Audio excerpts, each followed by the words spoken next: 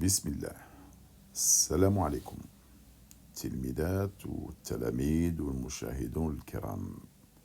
Soyez les bienvenus dans notre chaîne électronique Oustad Plus.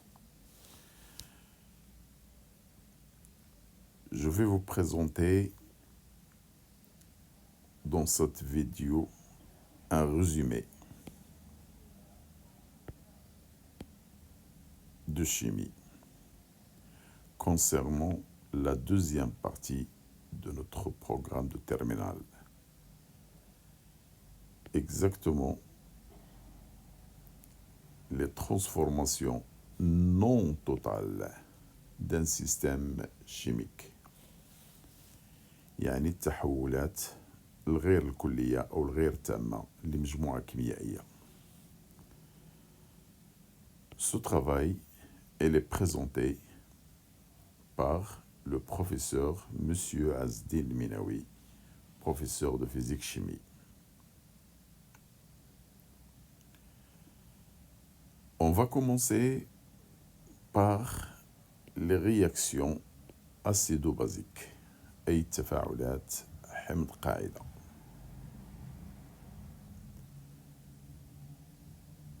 Alors, au sens de Bronsted, comment on définit un acide؟ كيف نعرف الحمض حسب برونشتاد؟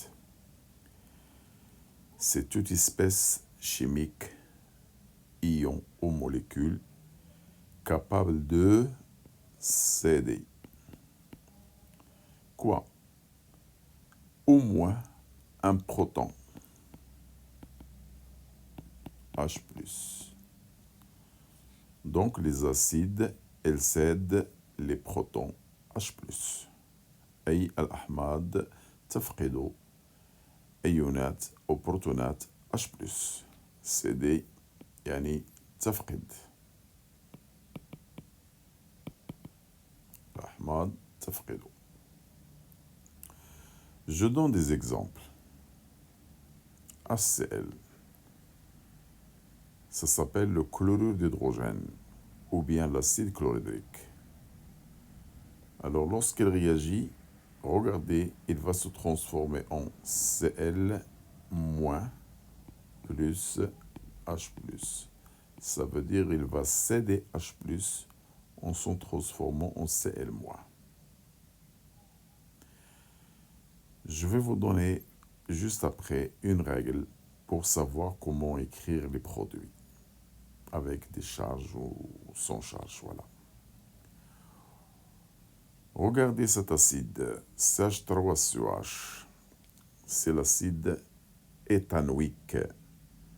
Aussi, lorsqu'il réagit, regardez, il va céder un proton H+, il se transforme en CH3COO-, plus H+, c'est-à-dire il va céder H+, en se transformant en cet ion. Alors, regardez la règle. Pour un acide,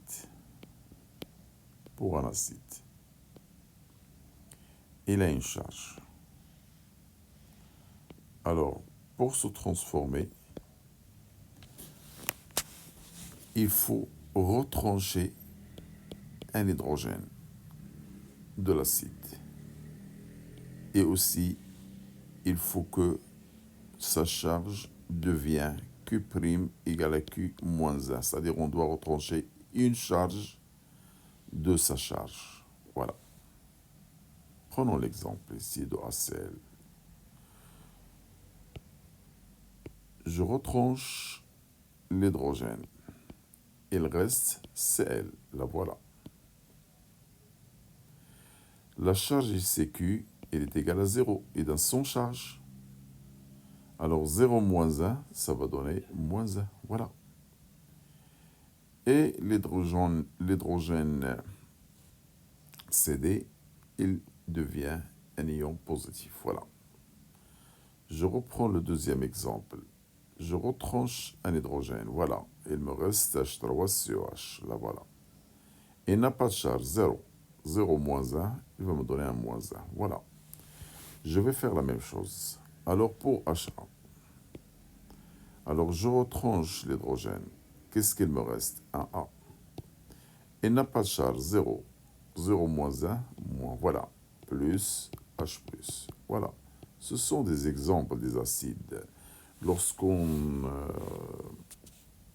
trouve H+ à droite, ça signifie CD. Voilà. Maintenant, je passe à la base.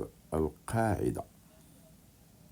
C'est quoi la base selon Bronsted? Hasaba al-Alim Bronsted.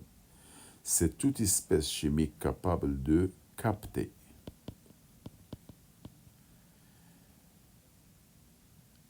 أي تكتسب quoi? Au moins un proton H+. Il peut capter 1, 2 jusqu'à 3. La même chose pour les acides. Je donne des exemples. Regardez NH3, ça s'appelle l'ammoniac. Alors c'est une base. Il va capter plus H+. Regardez, j'ai ajouté le H+, à gauche. C'est capté. Alors la règle, qu'est-ce qu'il va nous dire cette règle? Alors la base maintenant. Au lieu de retrancher un hydrogène, je vais ajouter un hydrogène. Et pour sa charge, regardez maintenant, la charge qu'il va donner, c'est la charge qu'avait plus 1. C'est-à-dire on lui ajoute une charge. Alors regardez ici le NH3. J'ajoute un hydrogène, ça devient NH4. Et la charge c'est 0, donc plus 1, ça va donner un plus. Voilà. De même pour le deuxième exemple. Regardez, l'ion HCOO-, ça s'appelle l'ion méthanoate. Je vais lui ajouter un H+. Alors ça devient HCOOH. Alors pour les composés qui contiennent le carbone, on ajoute le H à droite. Voilà, comme ça.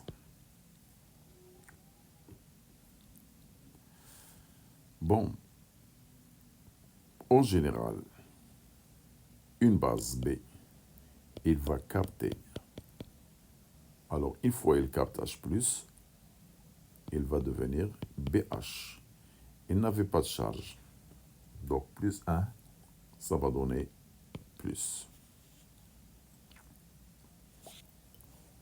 Maintenant, je passe aux réactions acido-basiques.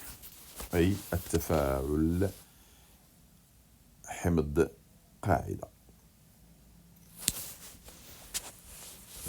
Donc, on va faire réagir un acide avec une base. Je prends des exemples. Avant de prendre des exemples, c'est quoi une réaction acido-basique? C'est une réaction entre un acide et une base, au cours de laquelle il y a quoi? Il y a transfert de quoi? De protons H+. أي انتقال بروتونات H+. Entre quoi et quoi? Entre l'acide et la base. Donc il y a un échange de protons H+ entre l'acide et la base. Je prends un exemple. Regardez l'acide éthanoïque. Il va réagir avec l'eau. Ça, c'est un acide. Alors l'eau, il va jouer le rôle d'une base. Alors, qu'est-ce qu'il fait l'acide? Il cède. Alors, il va devenir CH3CO-. Il cède un proton H+. Donc, avec la charge 0, moins 1, ça donne un moins. Plus, puisque H2O, c'est une base, il va capter. Alors, il avait un H2, ça devient H3O. Il n'avait pas de charge, donc plus 1, c'est plus. Voilà.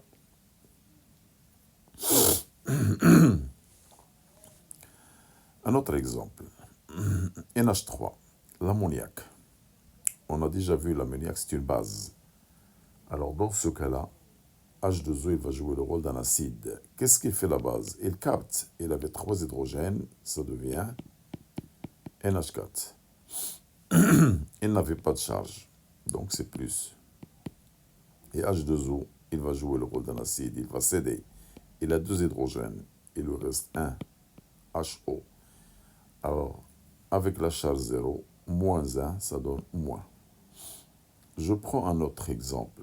C6H5CO2H, ça s'appelle l'acide benzoïque.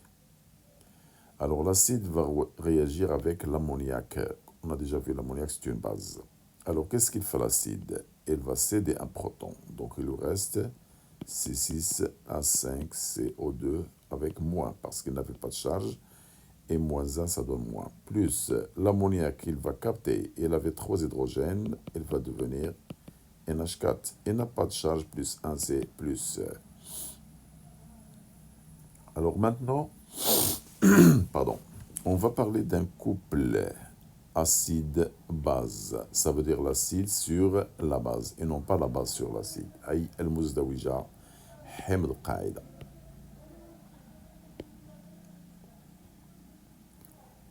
Alors regardez, en général, un acide c'est A et une base c'est B. Qu'est-ce qu'elle fait l'acide lorsqu'il réagit? Il se transforme en une base conjuguée. Donc, il va se transformer en une base conjuguée. En cédant, ça veut dire plus H+, de l'autre côté, à droite. C'est cédé. C'est quoi le contraire? La base, qu'est-ce qu'il fait? Elle capte H+, pour se transformer en un acide conjugué. Alors regardez, A, il lui correspond à un B, et en même temps le B, il lui correspond à A. Alors on représente ces deux équations avec double flèche, parce que l'équation elle peut avoir un sens 1 ou bien un sens 2, comme on vient de voir là. L'ensemble A sur B, il constitue ce qu'on appelle couple acide-base et Muzdawijat Hamd Qaïda. Je reprends ici un exemple qu'on a vu. Regardez l'eau. Ici, l'eau, il a joué le rôle, il a réagi avec un acide. Donc, il a joué le rôle d'une base. Et là, l'eau réagit avec une base, il joue le rôle d'un acide. Donc, il peut jouer les deux rôles. On va l'appeler amphotère. Et بالعربية ampholyte. Donc, c'est quoi amphotère? C'est l'espèce qui peut jouer le rôle acide et à la fois aussi base. Voilà. On passe maintenant à la partie numéro 2, notion de pH d'une solution. Alors, toute solution aqueuse, il va avoir un pH. Alors, c'est quoi le pH? Comment on peut déterminer un pH d'une solution? Très bien. Donc, le pH est lié à la concentration des ions H3 ou plus dans la solution. On peut l'écrire comme ça. H3 plus égale 10 moins pH.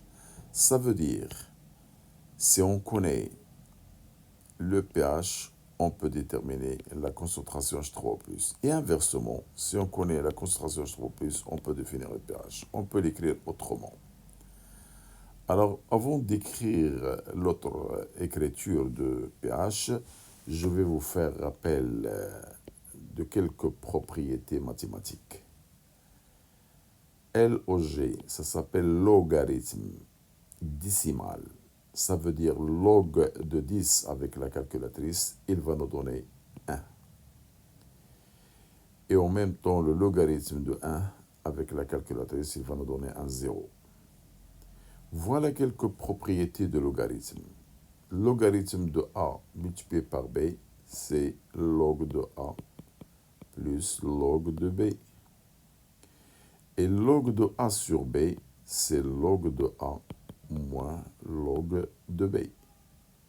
Log de x à la puissance plus ou moins n. Je fais descendre plus ou moins n multiplié par log de x. Voilà quelques propriétés mathématiques qu'on peut utiliser pour trouver d'autres formules ou d'autres lois en chimie.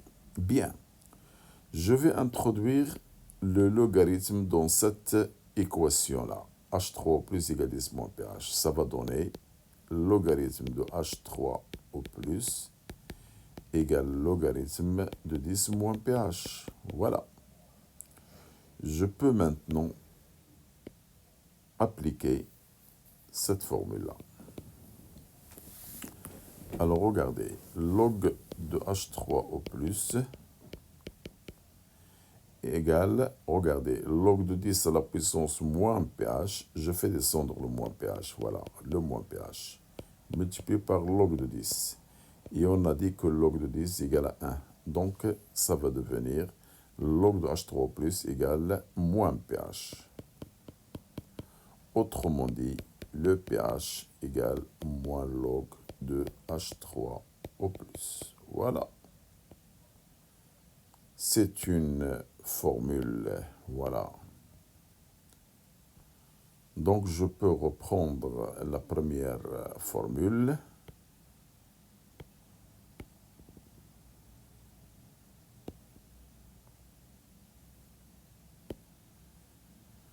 Alors, qu'est-ce qu'on a marqué là? Alors, la concentration de H3 au plus égale 10 moins pH. Très bien, je vais l'encadrer. Ou bien, le pH égale moins log de H3 plus. Voilà la notion de pH. Donc, si je connais le pH, je peux déterminer H3 plus. Et si je connais le H3 plus, je peux déterminer le pH. Donc, on peut appliquer l'une des deux pour déterminer ce qu'on cherche. Maintenant, je passe au paragraphe numéro 3. L'avancement final, alors on va marquer X final, et l'avancement maximal, X max. إذا l'avancement final كتعني التقدم النهائي والavancement maximal كتعني التقدم القصوي. Alors pour une réaction totale أي بالنسبة لتفاعل تام, regardez à la fin de la réaction, c'est-à-dire à l'état final. Et في الحالة النهائية X, on va la marquer X max. Ça, c'est pour une réaction totale, أي تفاعل تام. Et la réaction, on peut la représenter avec une seule flèche vers la droite. Alors que pour une réaction limitée, أي بالنسبة لتفاعل محدود, toujours à l'état final, on marque X égale X final au lieu de X max dans le tableau d'avancement. Et cette réaction, on va la représenter avec double flèche. Je reprends. Pour les réactions totales, il y a une seule flèche. Et pour les réactions limitées, double flèche. Alors maintenant, c'est quoi la différence entre réaction totale et réaction limitée? La réaction totale, c'est la réaction au cours de laquelle au moins un des réactifs disparaît complètement. أي عند نهاية التفاعل يختفي على الأقل أحد المتفاعلات. Par contre, pour une réaction limitée, أي بالنسبة لتفاعل محدود, à la fin de la réaction, aucun des réactifs ne disparaît. C'est-à-dire, لا ينتهي لا يستهلك أي متفاعل. يعني جميع المتفاعلات تبقى فيها كميات. Bien. Maintenant, on passe à la quatrième partie. Le taux d'avancement final d'une réaction chimique qu'on va représenter par taux. أي نسبة التقدم النهائي لتفاعل كيميائي. Alors, taux égale X final sur X max. Très bien. On va toujours trouver taux compris entre 0 et 1. Voilà. Alors, il y a deux cas. Si taux égale à 1, pour que taux soit égal à 1, il faut X final soit égal à X max. Dans ce cas-là, la réaction chimique est dite totale. أي تفاعل كلي. Et donc, à chaque fois qu'on trouve taux égal à 1, on vous demande de conclure. Vous allez dire que la réaction elle est totale, أي تفاعل كلي. Deuxième cas, si vous trouvez taux inférieur à 1, dans ce cas-là, le X final, il va être inférieur à X max. Donc, on peut dire que la réaction chimique est limitée. أي تفاعل محدود. Donc, je reprends encore une fois. Il y a deux cas. Soit taux égal à 1, donc la réaction est totale, et X final égale X max. Si taux est inférieur à 1, dans ce cas-là, X final est inférieur à X max, et la réaction elle est limitée. L'état, la partie numéro 5. L'état d'équilibre d'un système chimique. أي حالة التوازن لمجموعة كيميائية. Pour les réactions chimiques limitées. أي بالنسبة للتفاعلات الكيميائية المحدودة. Ces réactions, on les représente par double flèche. Dans ce cas-là, on dit que le système est en état d'équilibre chimique. Et cette réaction, il peut s'orienter dans le sens 1, qu'on appelle sens direct, comme il peut s'orienter dans le sens inverse, veut dire qu'à l'équilibre, la réaction, il peut évoluer soit dans le sens 1, soit dans le sens 2. Par exemple, je donne un exemple, par exemple, un corps A plus un corps B qui donne un corps C plus un corps D. Alors à l'équilibre, tous les composés, il existe parce que la réaction est limitée. Donc aucun des réactifs, sa quantité n'est nulle. Ça veut dire tous les composés, ils vont avoir des quantités de matière. Alors juste à l'équilibre, on peut ajouter par exemple une quantité d'acide. Dans ce cas-là, la réaction elle va évoluer dans le sens numéro 1, en formant le corps C et le corps D. Le contraire maintenant, à l'équilibre, j'ajoute le corps C. Dans ce cas-là, la réaction elle va évoluer dans le sens 2, en formant le corps B et le corps A. Donc pourquoi on la représente par double flèche? Parce que il peut évoluer dans l'un des deux sens selon ce qu'on ajoute ou ce qu'on retranche. Très bien, donc ce système avec double flèche, on peut considérer comme état d'équilibre. Maintenant, je passe à la partie numéro 6, le quotient de réaction. QR, quotient de réaction. أي خارج تفاعل. Je prends un exemple d'une équation de réaction. Un corps A à queue avec un corps B à queue qui donne un corps C à queue. Mais avec des coefficients petit a, petit b, petit c, petit d. Ces coefficients, on les appelle coefficients stoichiométriques, أي معاملات ستوكيومترية. Alors, c'est quoi le quotient de réaction? C'est une grandeur qui représente ce rapport-là. Voilà.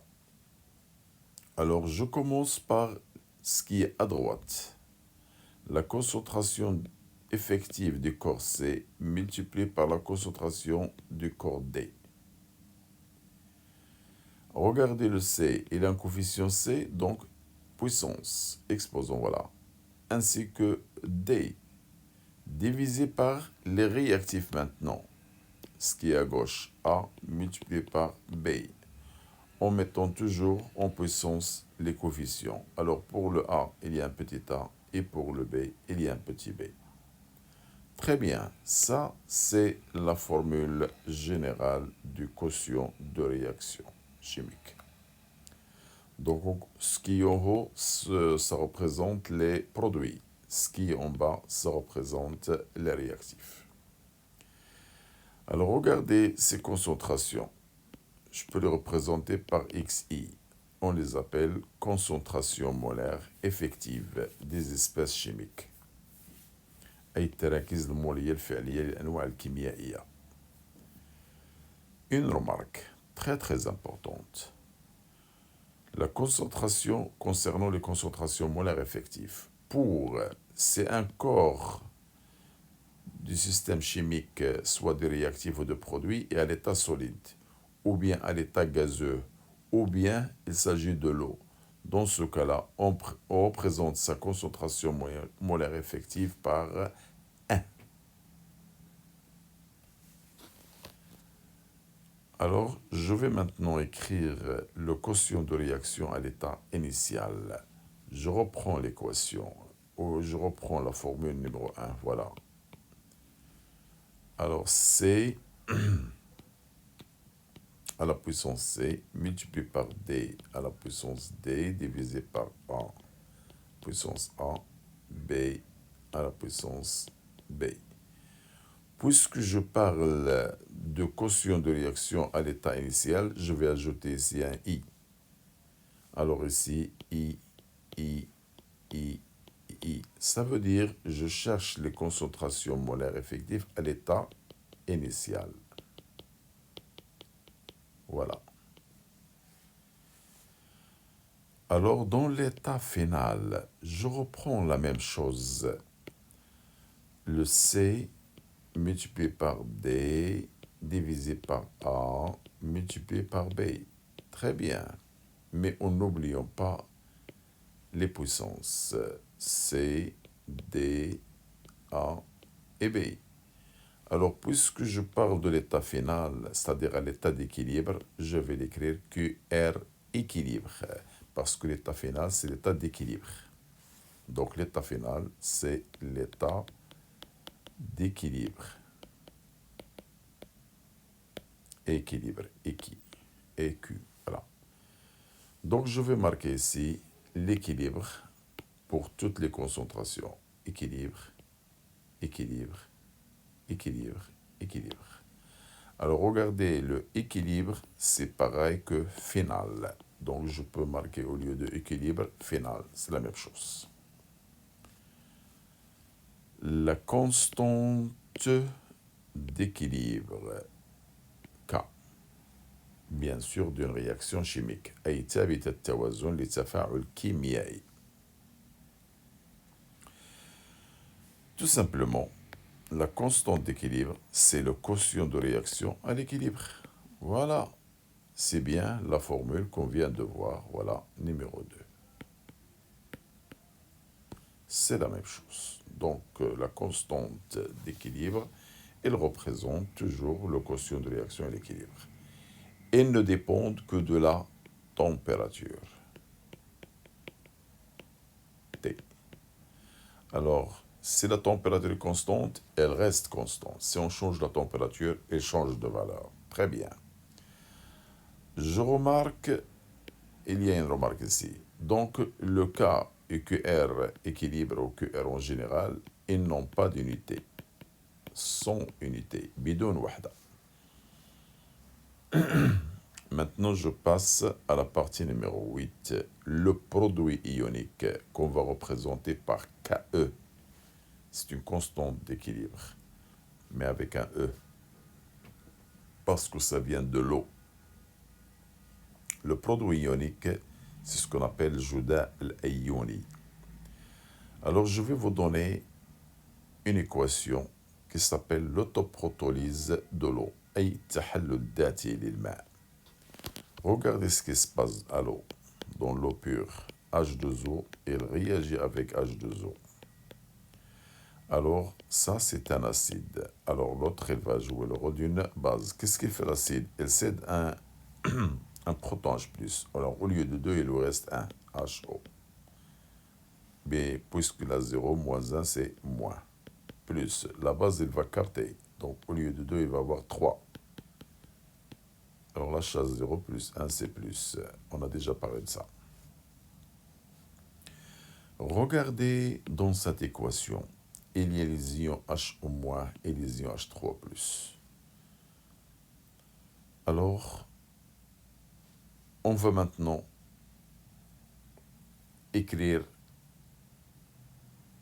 la formule du produit ionique Ke. Ce Ke, il est égal exactement au produit des concentrations molaires effectives de H3O+, voilà, et H au moins. Voilà la formule générale du produit ionique.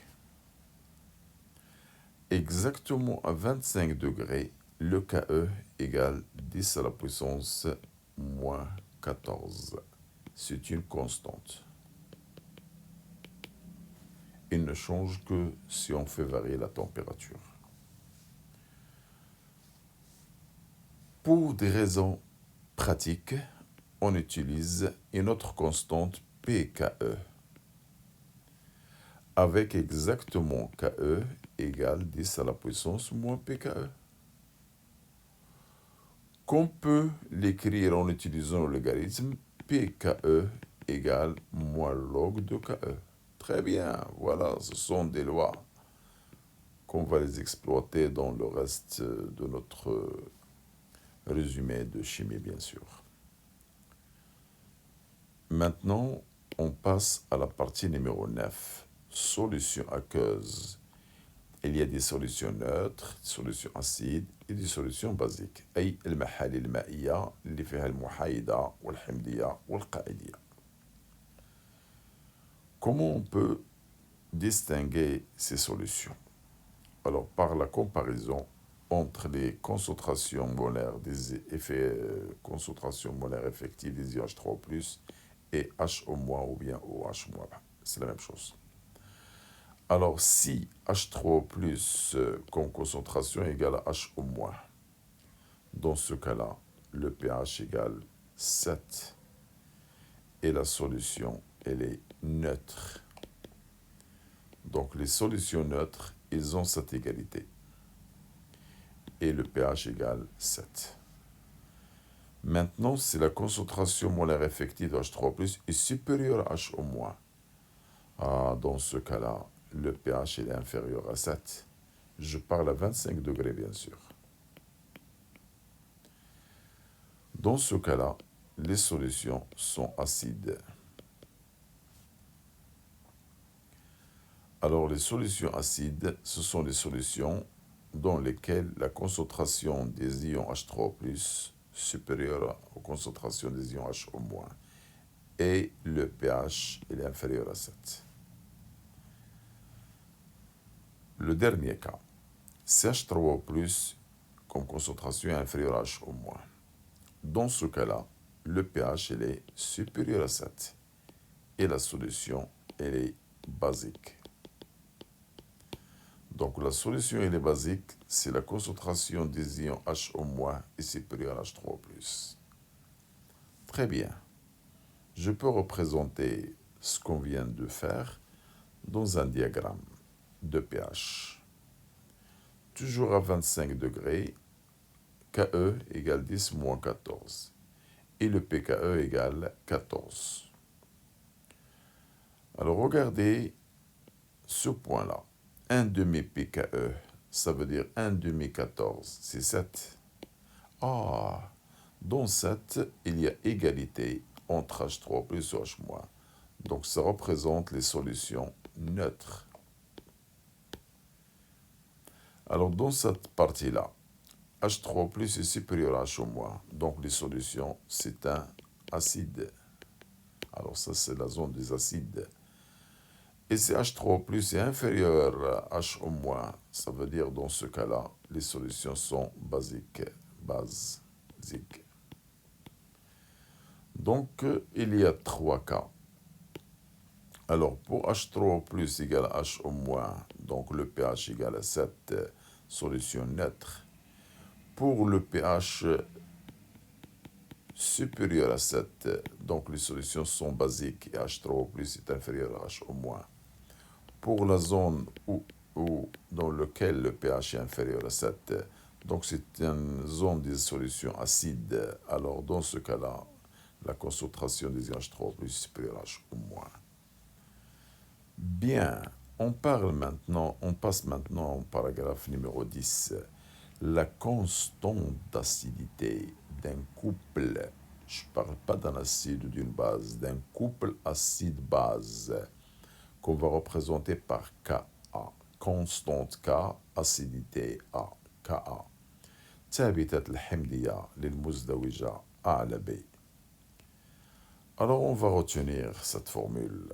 Voilà, c'est la concentration des ions H3O+, je reprends, c'est la concentration des ions H3O+, multipliée par la concentration de la base sur l'acide. Et on n'oublie pas que c'est toujours à l'état phénal, phénal, phénal. Voilà la constante d'acidité. Je reprends. La constante d'acidité d'un couple acide sur base, alors je multiplie la concentration des ions H3O+, par la concentration de la base divisée par la concentration de l'acide, et non pas l'acide sur la base. Bien. On peut écrire, c'est une écriture. Regardez, Ka, c'est 10 moins pKa. On va introduire une constante pKa. Alors, si on utilise le logarithme, on va trouver pKa égale moins log de Ka. Voilà, ce sont des propriétés.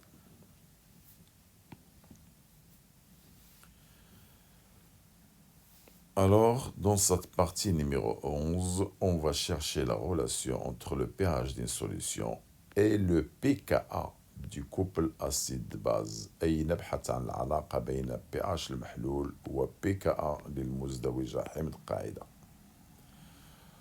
On a déjà vu que un Ka, c'est H3O+, multiplié par la base sur l'acide.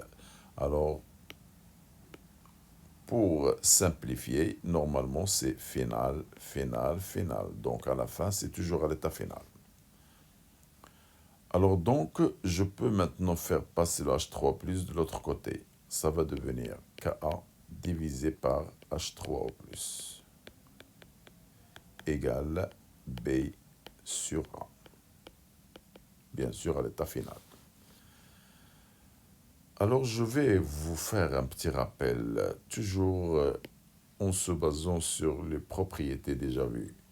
Alors maintenant, vous devez retenir H3O+, c'est 10 moins pH, ou bien le pH égale moins log H3O+. Ka, on peut l'écrire 10 moins pKa. Alors, je peux descendre le pKa en bas, comme le pH égale moins log de Ka. Le Ke, c'est 10 moins pKe. Autrement dit, le pKe égale moins log de Ka. Regardez, ils se ressemblent, bien sûr. Et on a déjà vu le logarithme de A sur B, c'est log de A moins log de B. Et le log d'un produit, c'est la somme des logs. Alors, je vais exploiter ces propriétés et ce rappel pour trouver cette relation entre le pH et le pK. Alors, j'introduis maintenant le logarithme. Logarithme de Ka sur H3O+, égale logarithme de B sur A. Bien. Alors, je vais appliquer cette propriété-là. Voilà, log de A sur B. Donc, c'est log de Ka moins log de H3O+, égale. Ce rapport, je vais le garder. Donc, log de B sur A. Bien. Alors maintenant, vous devez regarder là. C'est quoi le log de Ka selon cette propriété? C'est moins pKa. Et c'est quoi moins log de H3O+? C'est plus pH. Donc, égal log de B sur A. Cela veut dire que le pH égale, je passe le moins pk de l'autre côté, c'est pka plus log de b, je reprends, log de b, pardon, c'est pas bien marqué, plus log de b sur a. Voilà, je vais l'encadrer et ça devient une loi pour nous, une formule à appliquer directement. Parfois, on ne vous demande pas de la montrer, vous pouvez l'utiliser directement. Voilà le pH égale pKa plus log de la base sur l'acide, bien sûr à l'état phénal.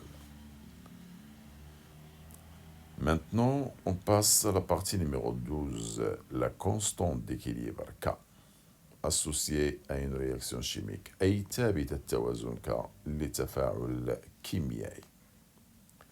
Mais cette fois-ci, on va utiliser une réaction acido-basique entre deux couples, couple A1 sur B1 et A2 sur B2.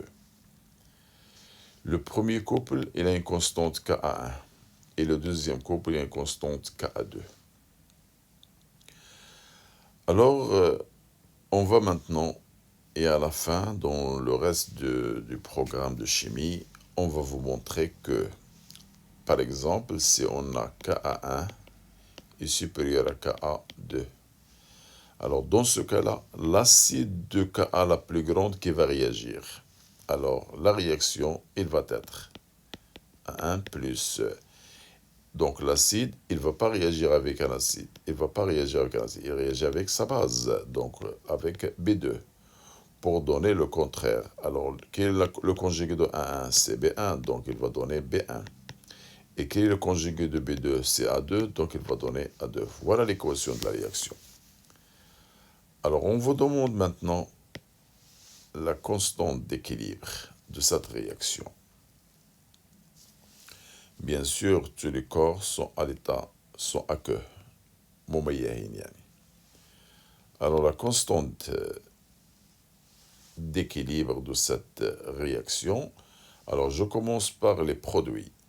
Alors, B1 multiplié par A2, donc les coefficients ici, 1, 1, donc pas de puissance, c'est 1, divisé par les réactifs A1, B2. Bien.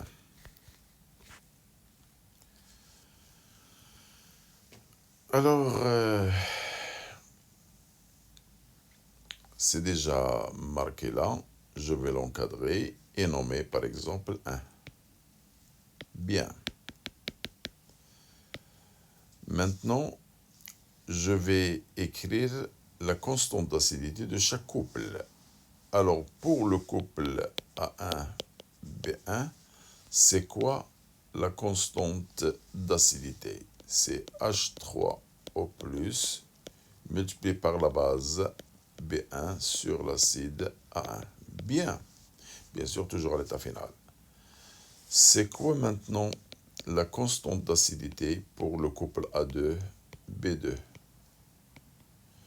Donc, la même chose, c'est H3O+, multiplié par la base B2, divisé par l'acide A2. Pardon, c'est pas ça. A2. Toujours à l'état final, bien sûr. Alors, je vais numéroter cette équation 2 et l'autre 3. Bien. Alors, qu'est-ce qu'on cherche? Qu'est-ce qu'on cherche maintenant? On cherche la relation entre K et Ka1, Ka2. Voilà ce qu'on cherche. Je vais utiliser deux méthodes.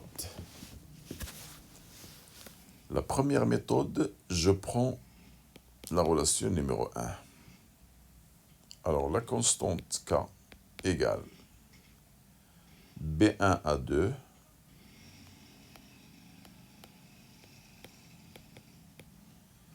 divisé par A1B2.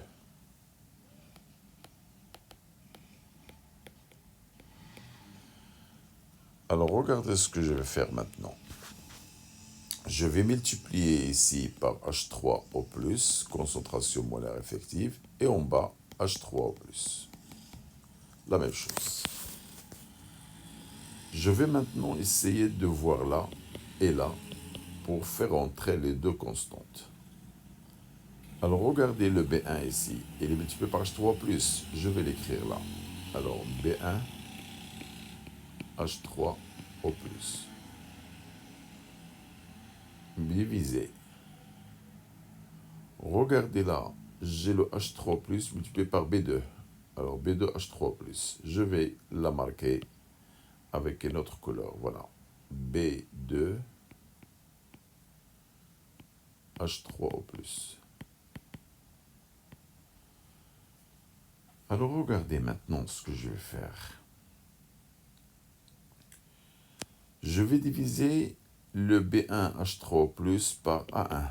Voilà le A1.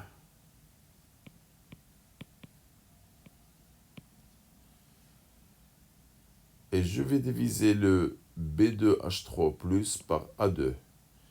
B2H3O+ par A2. C'est pareil, A2 il va monter en haut et il va revenir là.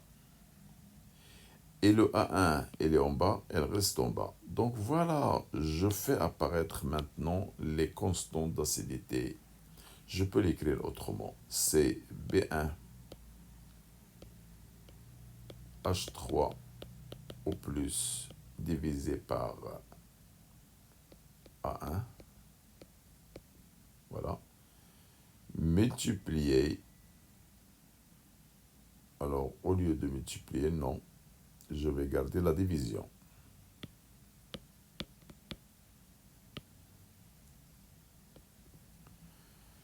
Voilà, la constante est égale à B2 H3O+ divisé par A2. A2. Bravo. Donc, je peux déduire maintenant. Regardez ce rapport-là. C'est bien celui-là. Il représente K1. Et ce rapport, il représente celui-là. Donc, il représente Ka2.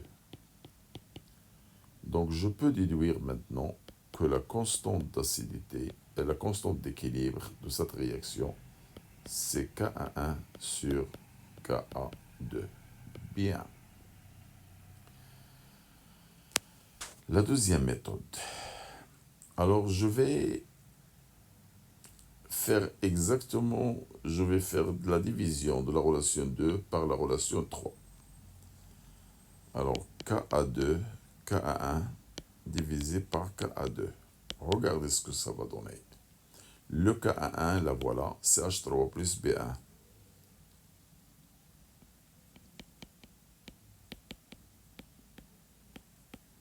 Sur A1. Divisé par le Ka2, c'est H3 plus B2.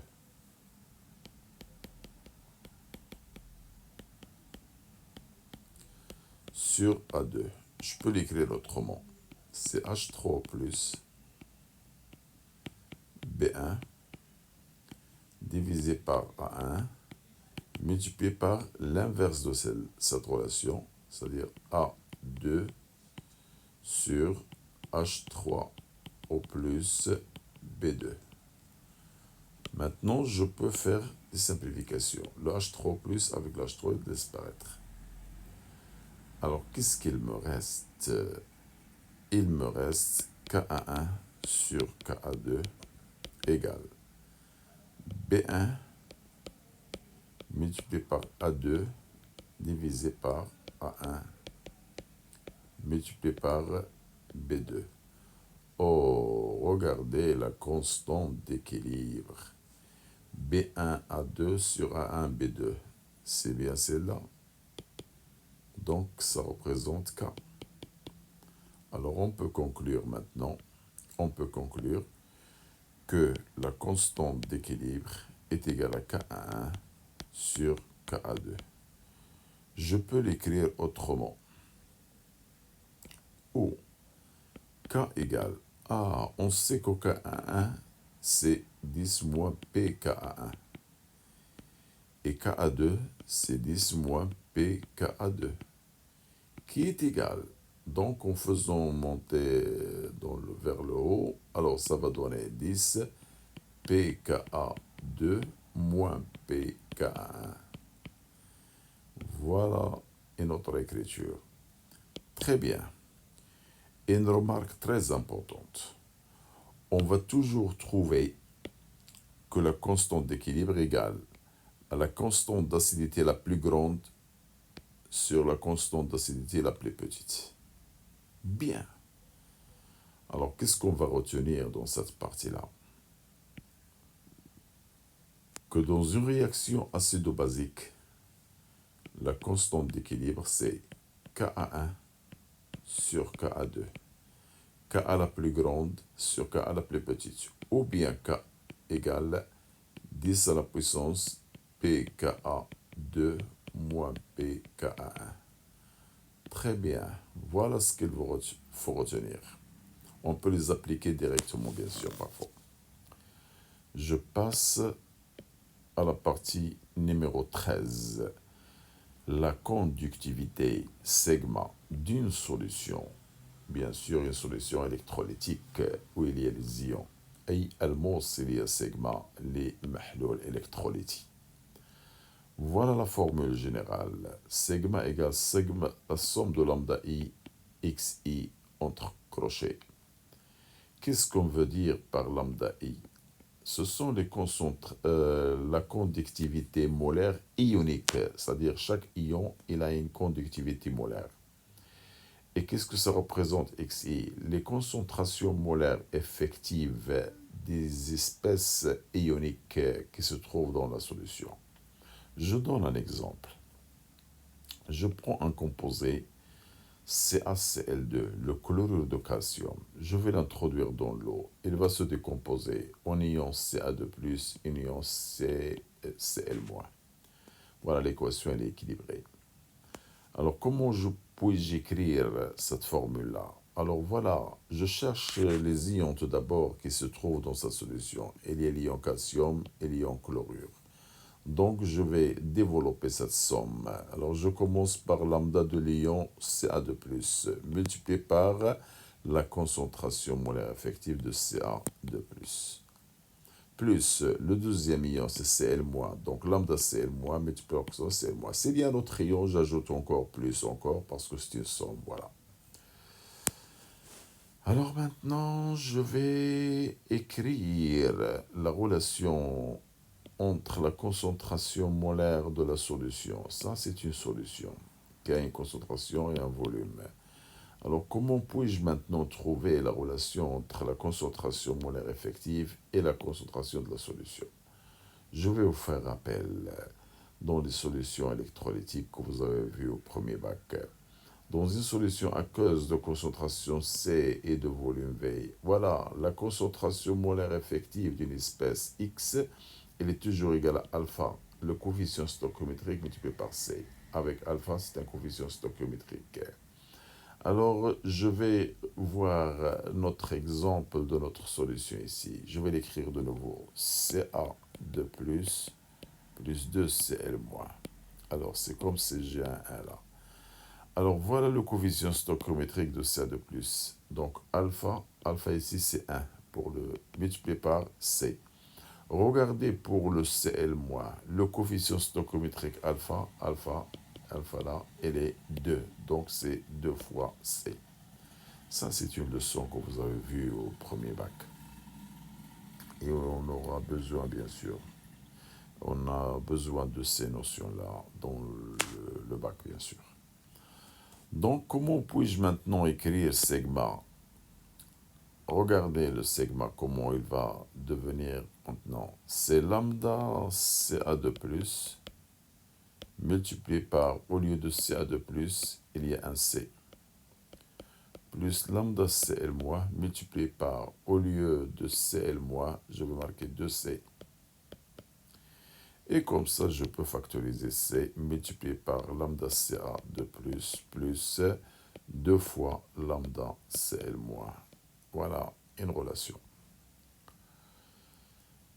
Je vais vous faire rappel de la concentration molaire effective d'un corps, d'une espèce chimique dans une solution. C'est la quantité de matière de X sur le volume de la solution. Donc je peux déduire la quantité, c'est la concentration, regardez la quantité, c'est la concentration molaire effective fois le volume. Et on a vu que la concentration ici, c'est alpha fois C fois V. Donc ça devient une formule générale. On aura besoin de cette formule dans la suite. Maintenant, la partie numéro 14, le tableau d'avancement de la réaction d'un acide HA avec l'eau. أي الجدول الوصفي للتفاعل لحمض مع الماء. Je commence par écrire l'équation de la réaction أي معادلة التفاعل. Alors l'acide c'est HA, il va réagir avec l'eau. Alors c'est un acide, donc l'eau elle va jouer le rôle d'une base. Qu'est-ce qu'on a dit pour l'acide? Il va céder un protonge plus, donc ça va donner un moins. Et l'eau elle va capter, il va devenir H3O+, sans charge plus 1 plus. Sans charge moins 1 c'est moins, voilà. Et on n'oublie pas de mettre aqueux, voilà. L'eau c'est toujours un liquide et H c'est un aqueux. Alors, on considère que la réaction est limitée. أي التفاعل محدود.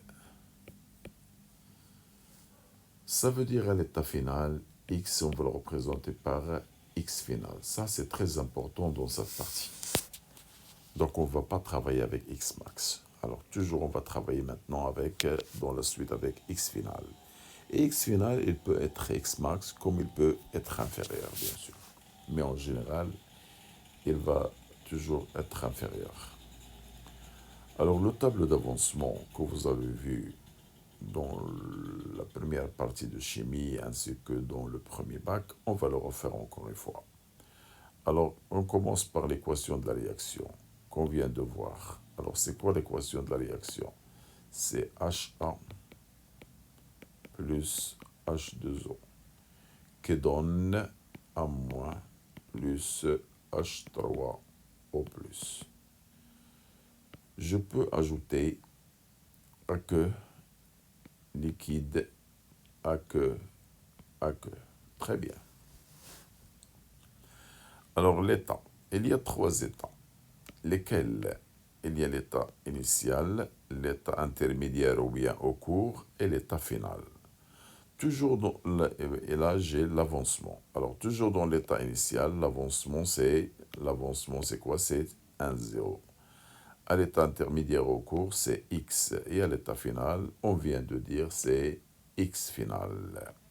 Ou bien X équilibre. Regardez, X final, ou bien X équilibre. Parfois, au lieu de mettre F, on met EQ, équilibre. Parce que l'état final, c'est l'état d'équilibre.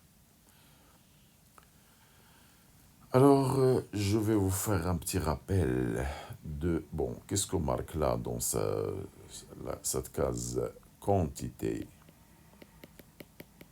de matière. Voilà. Et je vais marquer l'unité. L'unité, c'est mol. Parfois, on peut utiliser le millimol si les quantités sont très petites. Alors, je vais vous faire un petit rappel aussi sur quelques grandeurs en chimie.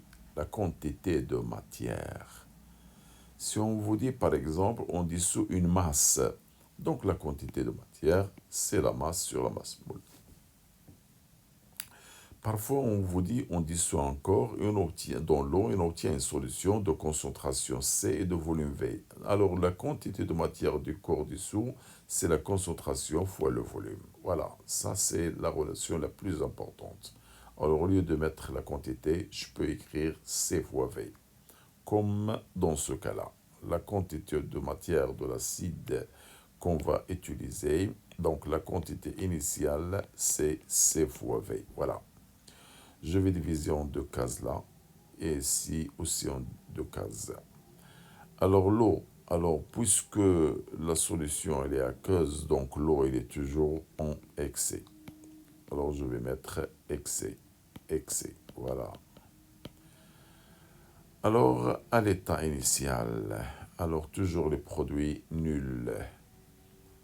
Alors maintenant, au cours, à l'état intermédiaire, le CV que j'ai là, je vais retrancher, regarde là, coefficient 1, donc moins x. Et là, j'avais 1, donc j'aurai un x. Et là, 1, j'aurai un x. Maintenant, à l'état final, je reprends la même chose, mais on remplace x par x final. Voilà, x final. Bien, ça, c'est le tableau d'avancement. Alors, on va exploiter ce tableau pour déterminer les concentrations molaires effectives des espèces présentes dans la solution. Et c'est très, très important ce qu'on va faire maintenant. Selon le tableau غادي نبحثوا على التراكيز المولية الفعلية للأنواع الكيميائية المتواجدة في المحلول. Selon le tableau d'avancement. Alors je reprends encore le tableau une fois. Regardez, pour les ions A- et H3+, regardez les quantités de matière à l'état final. Elles sont les mêmes. Donc, je peux écrire la quantité finale de H3O+, elle est égale à la quantité finale de A-. Elle est égale à quoi? À X final. Bien. Je divise le tout par le volume. Je divise par le volume de la solution. Alors, je divise par V, et ici par V, et là par V. Qu'est-ce qu'on va obtenir? La quantité sur le volume, c'est la concentration H3+. Bien sûr, finale. La quantité sur le volume, c'est la concentration molaire effective. Est égale à X final sur V. Bien. Voilà la première relation. Donc, toujours H3O+ final est égal à 1- final est égal à quoi? À X final sur V. On va l'encadrer et on va le numéroter par exemple 1. C'est une loi, c'est une formule très très importante. Alors regardez, et il faut la retenir maintenant. Alors pour les produits, puisqu'ils ont même X final, même quantité de matière, ils vont avoir même concentration. Voilà. Donc la concentration, c'est la quantité divisée par le volume. Bien. Alors maintenant, pour le réactif, regardez le réactif HA. Regardez le réactif, le HA. Voilà sa quantité de matière.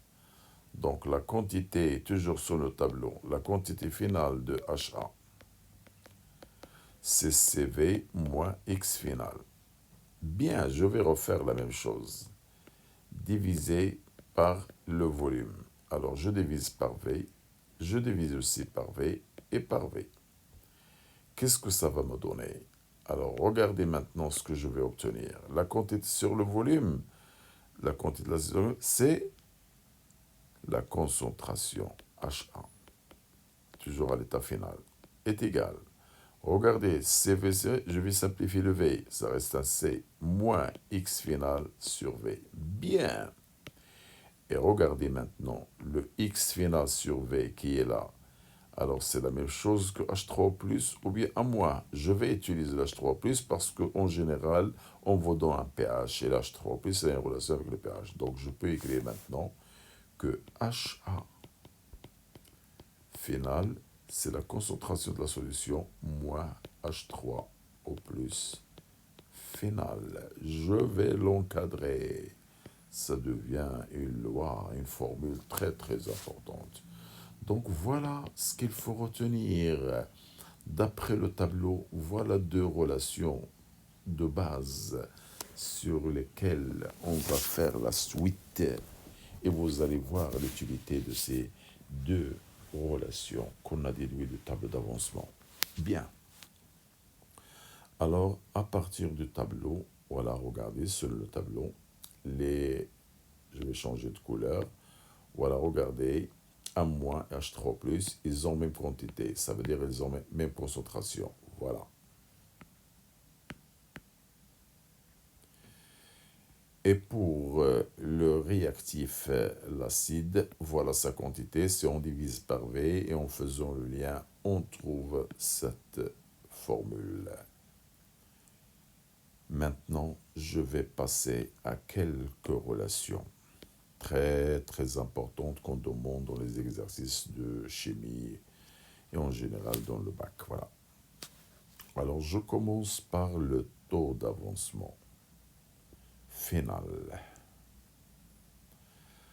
Alors, le taux d'avancement final, on l'a déjà vu. C'est quoi? Le taux d'avancement final, c'est x final sur x max. Avec, voilà ce qu'il faut retenir maintenant. C'est quoi x final? Alors, je reprends le tableau. Regardez le x final là ou là.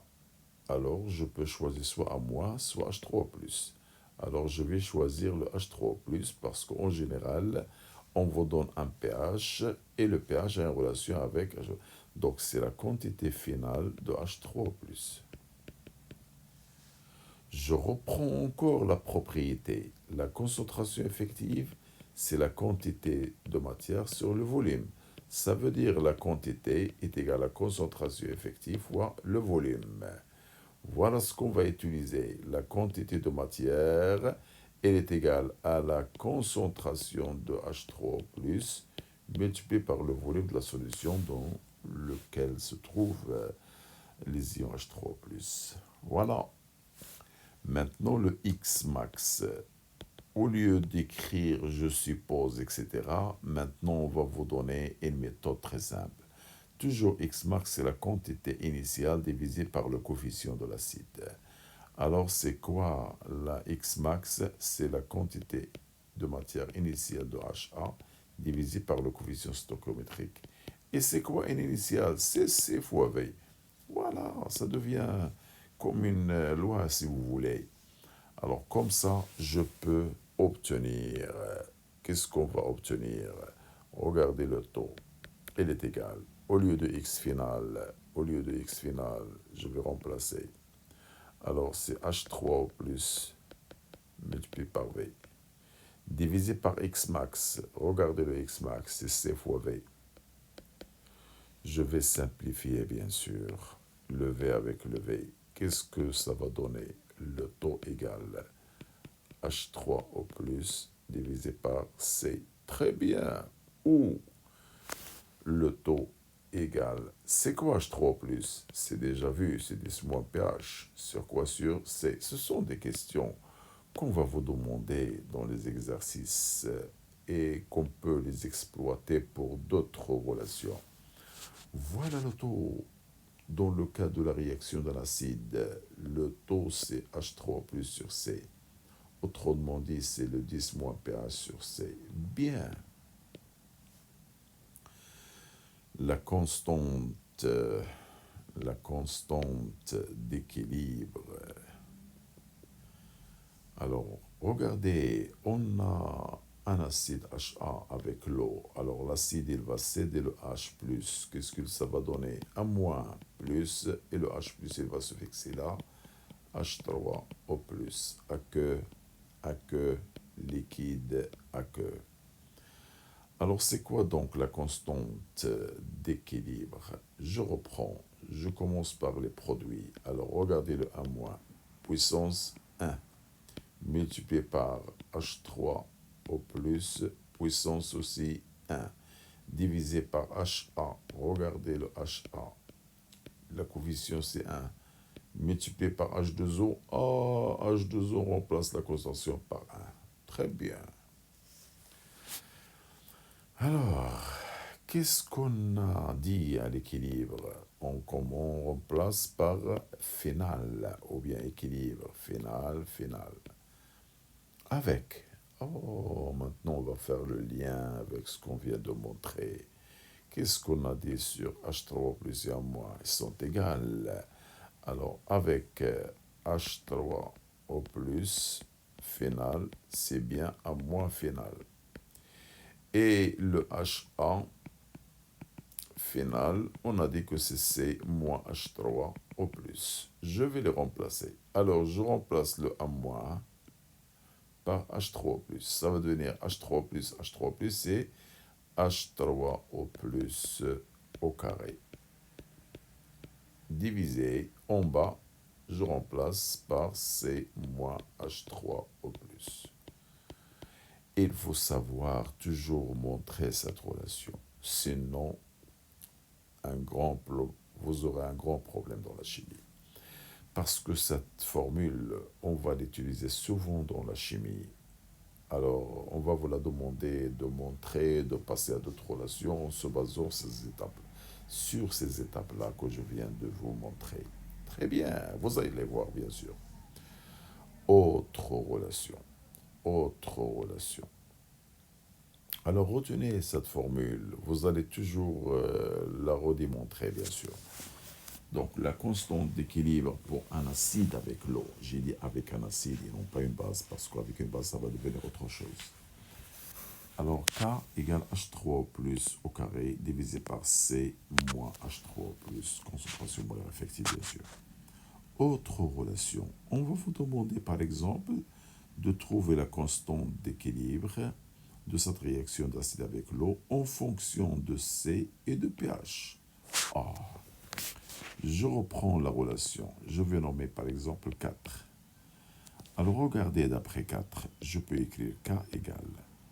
Moi, j'ai pas besoin de H3+. Alors, j'ai besoin de pH. Ah, on sait que. On sait que quoi? On sait que la relation entre H3+ et le pH, c'est quoi? C'est 10 moins pH. Et là, je remplace le H3+ par le pH. Ça va devenir 10 moins pH au carré, divisé par C moins 10 moins pH. Voilà, c'est terminé ce qu'on vous demande de montrer. Voilà. C'est terminé. Voilà, je vais l'encadrer. Voilà le cas en fonction de pH et de C. Voilà. Je peux vous demander, par exemple, et on va trouver en général cette question dans les exercices de bac, de montrer ou bien de chercher la relation entre la constante d'équilibre C et le taux d'avancement. Bien. Alors, je reprends la constante qu'on a déjà montrée. C'est H3 au plus au carré, bien sûr, final, sur C moins H3 au plus final. Bien. Avec, alors moi, j'ai pas besoin de H3 plus, j'ai besoin de taux. Ah, on a déjà montré que taux. Regardez, je peux vous le montrer. Là, voilà. Regardez le taux. C'est H3 plus sur C. Alors, H3 au plus divisé par C. Je peux maintenant déduire le H3 plus est égal à C multiplié par taux. Je vais remplacer le H3 plus par C taux. Qu'est-ce que ça va donner? K égale C au carré, taux au carré, divisé par C moins C fois taux. Je peux l'écrire autrement. C multiplié par 1 moins taux et en haut C carré, taux au carré. Je peux faire une simplification. Alors, j'obtiens C taux au carré sur 1 moins taux. Voilà, donc j'obtiens K égale C taux au carré sur 1 moins taux. Très bien. Voilà une relation. Je peux demander encore une fois la constante d'équilibre en fonction de x final, x max et v. Regardez comment je vais démontrer cette relation. On a K égale H3 au plus au carré, bien sûr final, sur C moins H3 au plus final. Avec on a déjà montré que H3 au plus final égale à moins. Final égale X final sur V, selon le tableau d'avancement. Alors maintenant, je vais remplacer. Qu'est-ce que je vais remplacer? Le H3 plus avec x final sur V. Ça va devenir K égale x final sur V au carré, divisé par C moins x final sur V. Je peux l'écrire autrement. C'est x final au carré sur V au carré multiplié par C moins x final sur V. Je peux l'écrire, c'est du mathématique bien sûr.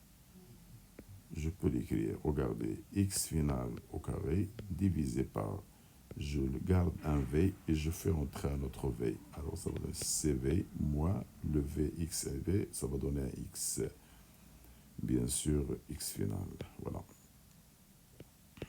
Alors, on sait que x max est égal à CV.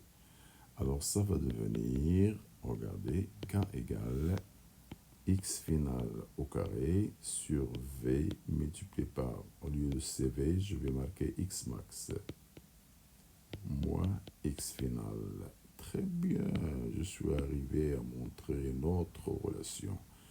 Donc ce ne sont que des combinaisons, des relations déjà trouvées. Vous allez voir la suite du résumé de chimie dans la partie suivante, numéro 2. N'oubliez pas de s'abonner, de partager, de faire le nécessaire pour nous encourager. Merci. J'espère que ce résumé vous a donné un bagage très très très important dans la chimie. Merci et au revoir. إلى اللقاء.